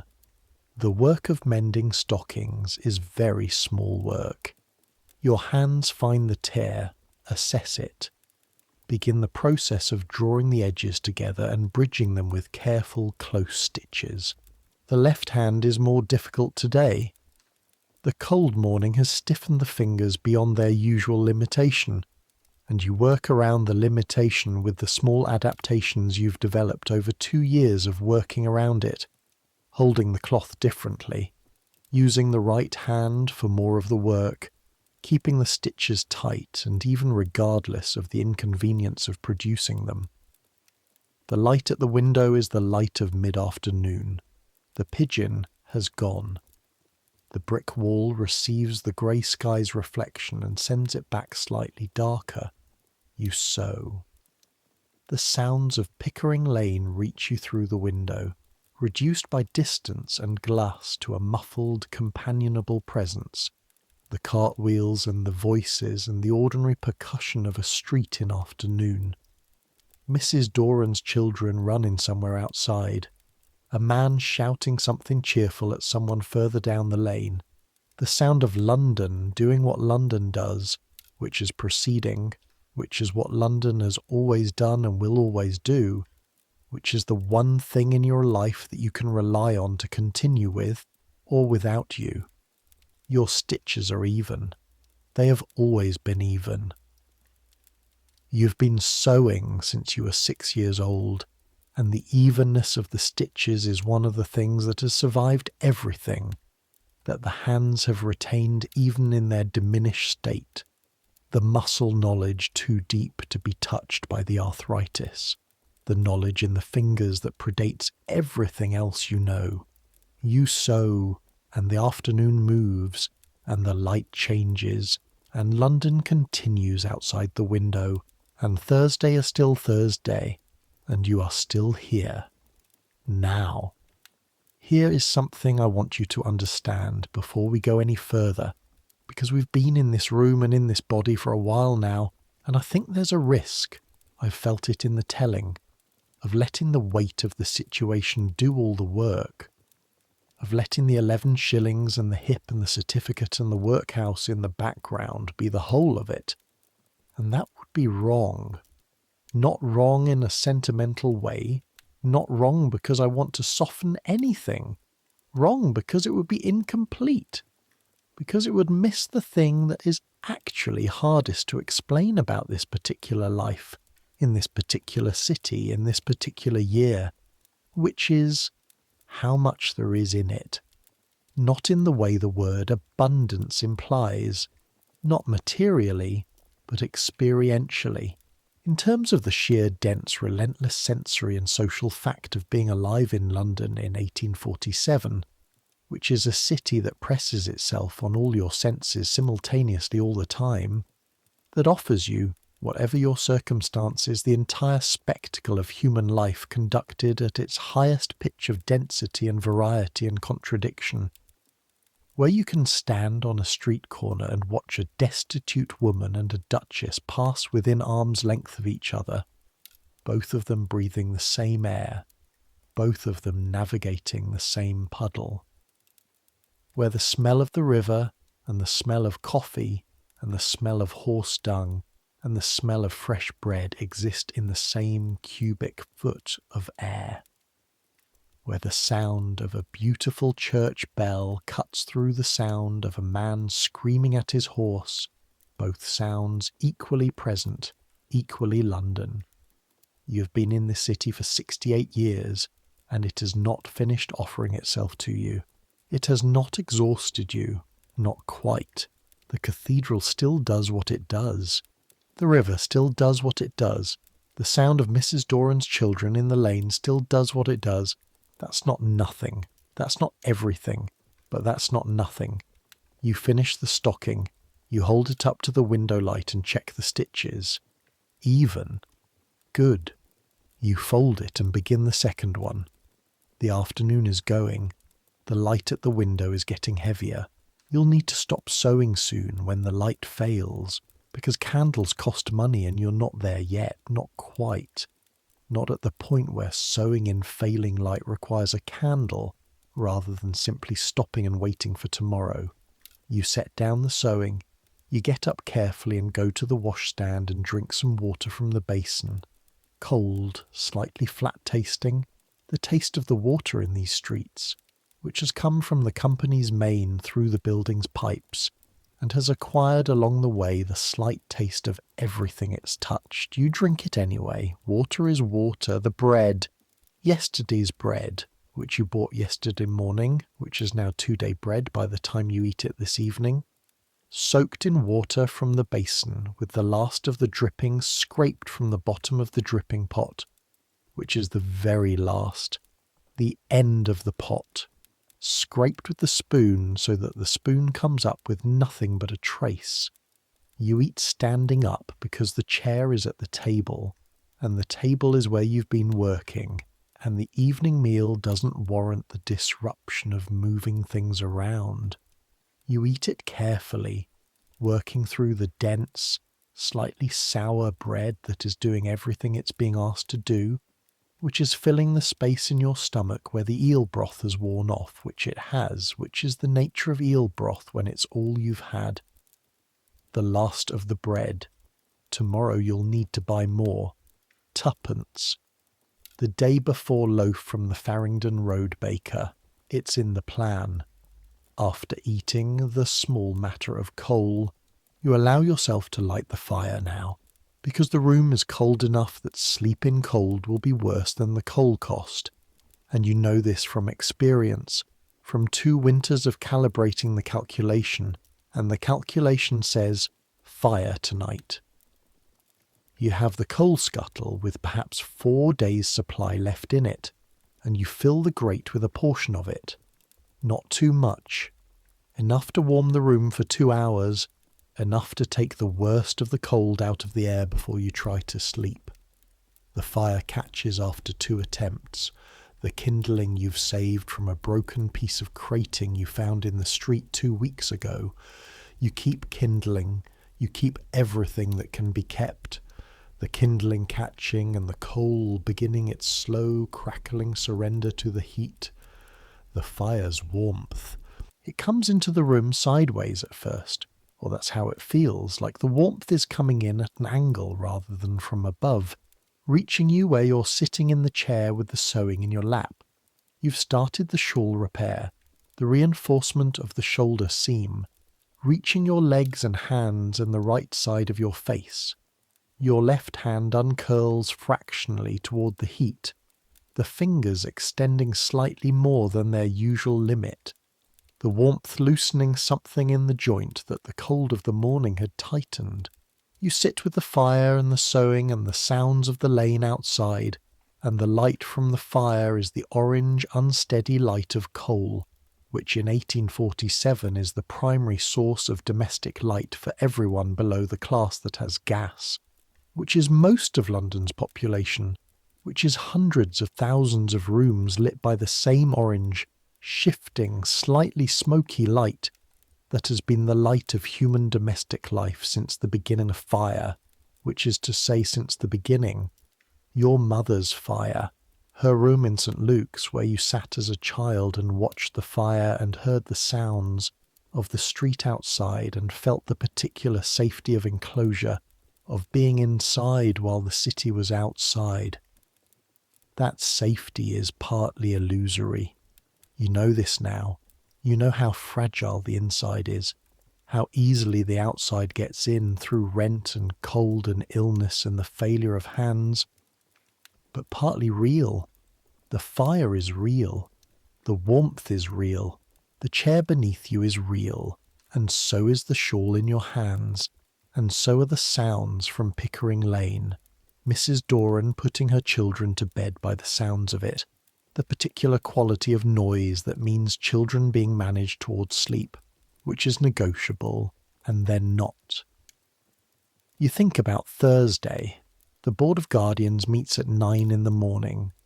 You must arrive by 8 to sign in and receive your number, because the board works through cases in order of arrival, and if you are not early, you wait until afternoon, which has happened, which means waiting in a hard-benched hall for 4 hours before your case is called, which by the afternoon your hip does not manage well.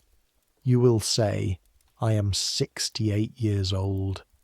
I have been in service and in laundry work for 40 years. I have a condition of the hands and the hip that prevents full work. I receive outdoor relief of 4 shillings a month and I need it to continue. You will bring the certificate. You will bring your character references, the paper from Russell Square, the paper from the house before that in Marylebone, both of them attesting to your reliability and good character, both of them now slightly worn at the folds from being brought out and refolded every few months. You will sit across from the men of the board and you will make your case, and the board will determine, based on the papers and the certificate, and the visible evidence of your hands and the assessment made by the overseer who, you know, by now, is a not unkind man who has seen too many cases to be moved by them, but who conducts the proceedings with something that falls short of cruelty. The board will determine that you are or are not a deserving case, and will assign or extend or reduce your outdoor relief accordingly. 4 shillings a month. It is not enough. You know this, and the board knows this, and the government that designed the poor law knows this, and none of them has found this to be a compelling argument for changing it.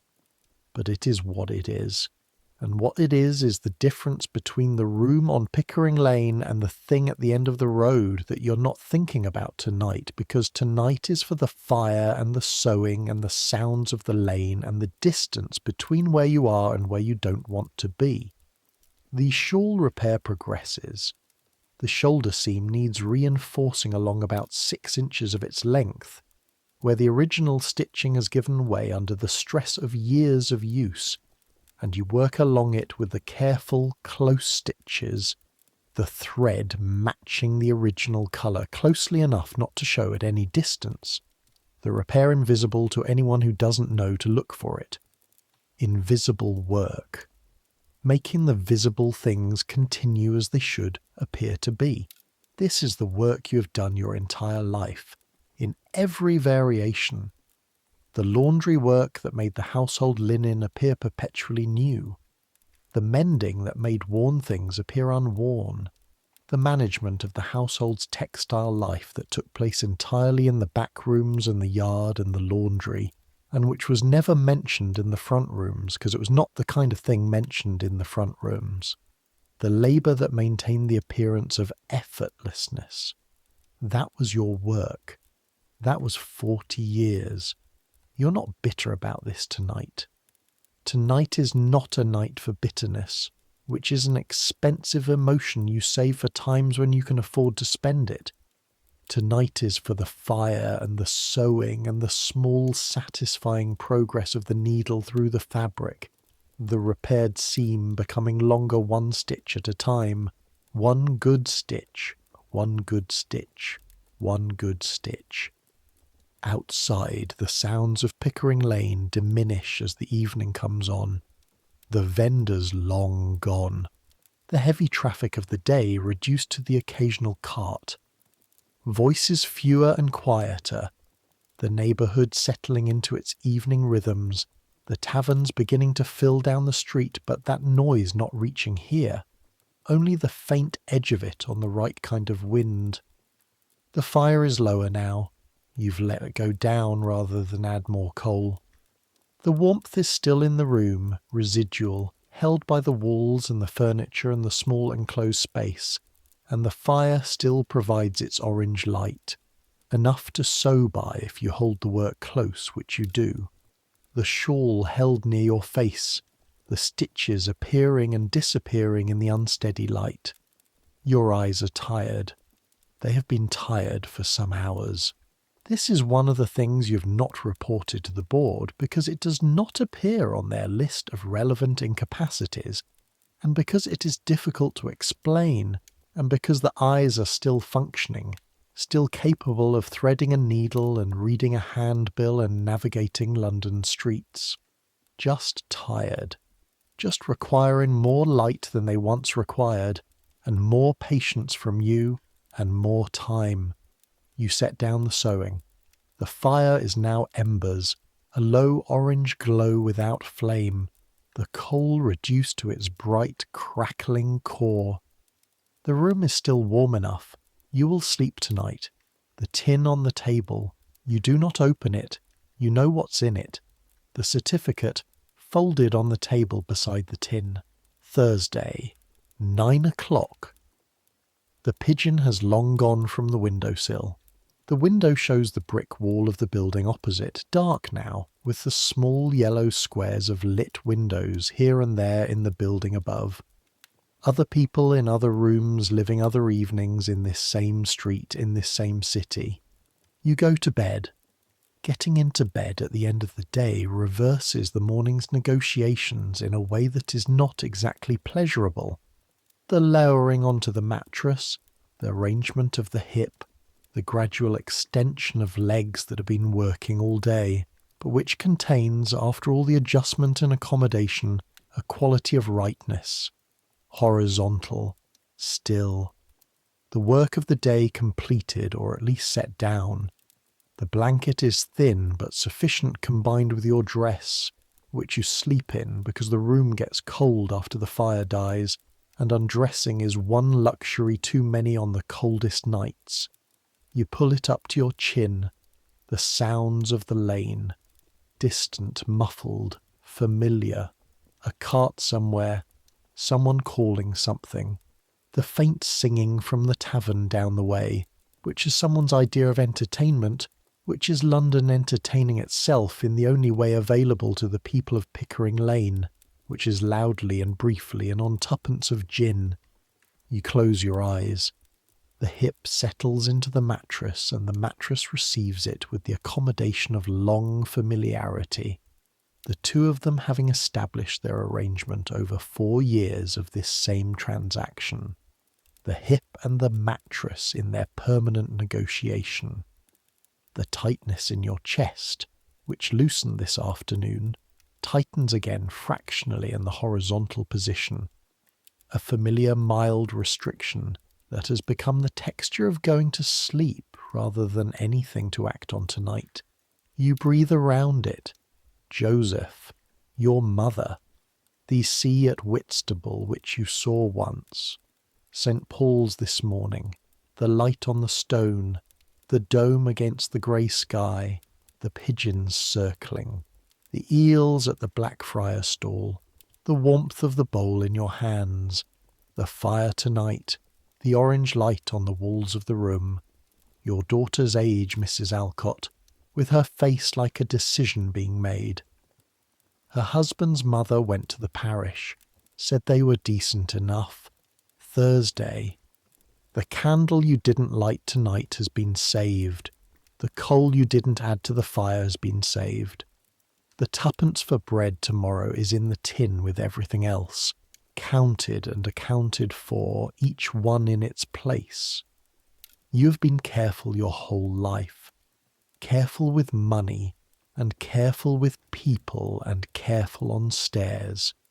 You have been reliable and honest, and you have kept very good character references in a box under a mattress on Pickering Lane in London, in case anyone needed to know. They said so. At Russell Square they said so. At the house in Marylebone they said so. In the language of the references, which is the language of assessment, in which you are described as competent and diligent and trustworthy, which is accurate, and which also leaves out everything that makes a life rather than a set of functions. What the references don't say, what they don't say, that you knew how to make a piece of washing come out right even when the water was wrong, that you knew the particular smell of good starch and the particular smell of bad starch, which are not the same, that you knew the names of the women who worked with you over 40 years, the names and the stories, the ones who came from Ireland in the bad years with their whole lives in a bundle, the ones who had husbands who drank, The ones who are saving for something, always saving for something, the way everyone in these rooms is always saving for something, the distant possibility of enough. What the references don't say that you loved your husband, that you loved your children, even the ones who didn't survive, especially those. That there were mornings when you walked to work through London streets, and the light was coming in from the east over the rooftops, and the city was making its sounds, and the smell of the morning was the smell of somewhere worth being, and you thought, I am here, I am in this is happening. What the references don't say, that the 40 years were not just 40 years of work, they were 40 years of life conducted in the full register that life runs in, the whole range, everything. None of that appears in the certificate either, but it happened. It is true. You know it is true. You were here. You are here. Outside, London continues. The city that never fully sleeps, that rests rather than stops, that is always doing something in some district at some hour, the watermen on the night tide and the bakers starting their fires before dawn, and the night soil men with their carts, the whole vast nocturnal metabolism of the largest city in the world proceeding in the dark. The fire has gone to ash in the grate. The room is cooling slowly. In 2 hours it will be cold, and you'll be deep enough in sleep not to notice. Thursday, the board. But that's Thursday. This is now. This is tonight. This is the room and the sounds and the darkness and the city going on outside the window, which is all it needs to be, which is the whole sufficient fact of this moment. You are in it. Breathe. Let the sounds come down to a murmur. Let the day's walking leave your legs slowly, like water draining from a vessel, the tiredness becoming warmth, becoming stillness, becoming the particular texture of the body at rest, which is not the same as comfort but contains it, which is not the same as safety but is its own thing, the body's agreement with itself that the day is done and the night can begin, the tin on the table, the certificate folded beside it, the cracked mirror that came from your mother's house, the hip settling, the chest, the slow rise and fall of it, the morning tightness far away now, dissolved into the ordinary rhythm of breathing, the body doing its ancient work without your assistance, the work it has been doing for 68 years and is doing tonight with the same indifferent competence. Breathe in, breathe out. The church bell at St. Andrew's. You count the strikes without meaning to, the way you always count them, automatically, the way all Londoners count church bells, the numbers arriving before the decision to receive them. 11. It is 11 o'clock at night in London in 1847, and you are in a room on Pickering Lane, and you have 11 shillings and 4pence in a tin, and Thursday is Thursday, and you're going to sleep. The sounds of the lane are very quiet now. The tavern down the way has reduced itself to a murmur. A cart goes by, slowly, the horse's hooves on the cobblestones in the particular unhurried pace of something going home. A voice somewhere above you in the building, brief and indistinct, and then nothing, nothing. The dark behind your eyes is not frightening, it is just dark. The dark of a room on a quiet street in a city that is going about its nighttime life without particular reference to whether you are asleep or awake. The dark of a night in 1847 in London, which is the dark of a city before electric light, which is an actual dark, a dark without streetlights strong enough to push through window glass, a dark that is the default condition of the night in a city that is still, in its own way, going to sleep along with you. You are warm enough, you are here enough, you are still in it. Let that be sufficient for tonight. Let the sounds go. Let the weight in your hands go. Let the calculation rest until morning, which it will, which it always does, which is one of the mercies of sleep, that the arithmetic stops for a few hours and you're just a body in a room in a city at night, breathing, just here. Centuries from now, this street will be gone, the house will be gone, the tin will be gone, and the mirror and the certificate and the name on the certificate. The city will have changed beyond any recognition you'd grant it. The streets paved differently, and the buildings changed, and the river somehow cleaner and quieter, and the people who live here will have things you could not imagine, warmth at a touch and light at a switch, and food from anywhere on earth available without waiting. And they will have problems you couldn't have predicted, and they will lie down at night in their own rooms, in their own versions of this same darkness, and they will breathe. Because that doesn't change. The body's need for rest doesn't change.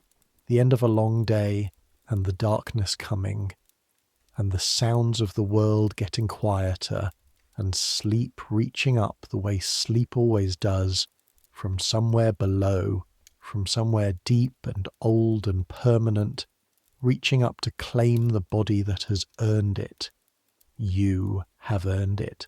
40 years of work and 68 years of continuing, and one Tuesday in October 1847, walking the streets of the largest city in the world, alone and cold and poor, and still here, still in it, still looking at cathedrals and eating hot eels and sitting in churches and mending stockings by firelight. Still here. Let sleep take you the way it took 10,000 others in these streets tonight.